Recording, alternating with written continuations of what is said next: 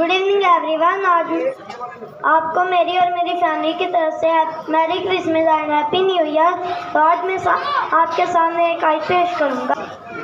यशायाह 11वां बाब उसकी पहली आयत। और यसी के तने से एक कोंपल निकलेगी और उसकी जड़ों से एक बराबर शाख पैदा होगी और वो शाख खुदावंद यीशु मसीह है। आमीन। बच्चों का मेरे पास आने दो, उन्हें मना ना करो क्योंकि आसमान की बादशाही ऐसो ही की है।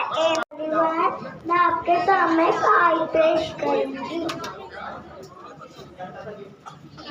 यीशु ने कहा, मैं बादशाह हूँ और तुम मेरी भेड़े हो। आमीन। सामने आयत पेश करना। लूका 2:14 आयत। आने वाला होता दिन पर उन नाम जो जिनसे यीशु। आमीन।